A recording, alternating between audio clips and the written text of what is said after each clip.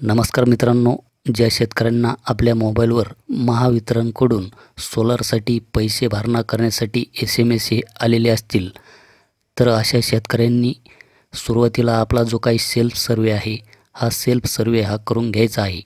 Self सर्वे केल्याच्यानंतर आपल्याला payment भरणा करण्यासाठी जे काही ऑप्शन आहे ते एनेबल होते आणि पेमेंट भरल्याच्यानंतर आपल्याला कंपनी निवडण्याचे ऑप्शन येते. तर आपल्याला सुरुवातीला जे काही महावितरणचे कुसुम बेनिफिशरी हे जे काही ॲप आहे, हे ॲप आपल्याला Google Play Storeवरून डाउनलोड करायचे आहे. डाउनलोड केल्याच्यानंतर आपल्याला इथे नेक्स्ट आणि आपल्याला इथे काही परमिशन मागितल्या जातील, तर ह्या परमिशन आपल्याला अलाउ करायचे आहे. त्यानंतर परत इथे आपल्याला परमिशन मागितली जात आहे, तर ह्या ज्या काही परमिशन आहे ह्या अलाउ करायच्या आहे. त्यानंतर आपल्याला आपला इथे मोबाईल नंबर हा टाकायचा आहे. मोबाईल नंबर टाकल्याच्यानंतर इथे प्रायव्हसी अँड पॉलिसी येथे क्लिक करून आपल्याला हा जो काही ॲरो दिसत आहे, ह्या ॲरोवर आपल्याला क्लिक करायचे आहे. तर आपल्या मोबाईलवर 6 अंकी OTP येईल. तो OTP टाकून आपल्याला व्हेरीफाय OTPवर क्लिक करायचे आहे. त्यानंतर आपल्याला इथे ॲप्लिकेशन डिटेल्समध्ये यायचे आहे. ॲप्लिकेशन डिटेल्समध्ये आल्याच्यानंतर त्या लाभार्थीची माहिती येथे दाखवली जाईल. त्यानंतर आपल्याला येथे खाली मेक पेमेंट या बटनावर आपल्याला क्लिक करून घ्यायचे आहे. त्यानंतर परत 6 अंकी OTP येईल. तो OTP आपल्याला इथे टाकून व्हेरीफाय OTPवर क्लिक करायचे आहे. त्यानंतर आपल्याला पेमेंट गेटवेकडे रिडायरेक्ट केले जाईल.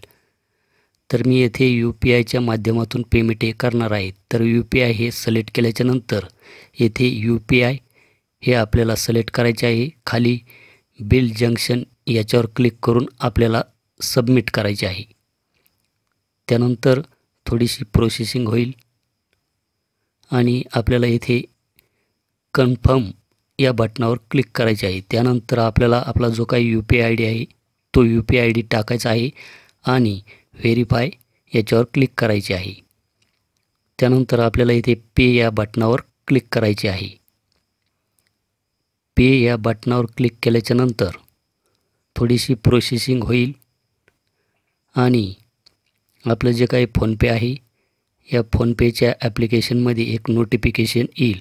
तर आपल्याला तिथे पे या बटनावर क्लिक करून घ्यायचे आहे. तर आपण पाहू शकतात की आपले जे काही पेमेंट आहे ते सक्सेस झालेले आहे. त्यानंतर आपल्याला इथे बॅक यायचे आहे. बॅक आल्याच्यानंतर आपल्याला हे पेज रिफ्रेश करायचे आहे. रिफ्रेश केल्याच्यानंतर पेमेंट हिस्ट्रीमध्ये आपण पाहू शकतात की आपले जे काही पेमेंट आहे ते पेंडिंग आहे. थोडासा वेळ वेट केल्याच्यानंतर आपण परत एकदा पेमेंट हिस्ट्रीमध्ये जाऊन आपले पेमेंट येथे पाहू शकतात की येथे सक्सेस झालेले आहे. त्यानंतर आपल्याला हे पेज रिफ्रेश करायचे आहे. रिफ्रेश केल्याच्यानंतर आपण पाहू शकतात की आपल्याला कंपनी निवड करण्यासाठी जे काही ऑप्शन आहे ते येथे आलेले आहे. तर अशा पद्धतीने आपण आपला जो काही पैशाचा भरणा आहे हा आपण ऑनलाईन पद्धतीने करू शकतात. तर यामध्ये आपण net banking, credit card, debit card यापैकी कोणत्याही एका माध्यमातून आपण पेमेंटचा भरणा करू शकतात. तर मी आपल्याला येथे UPIच्या द्वारे पेमेंट कशा पद्धतीने करायची त्याची माहितीही सांगितलेली आहे. तर अशाच प्रकारच्या नवीन माहितीसाठी आपल्या चॅनलला सबस्क्राईब करून ठेवा.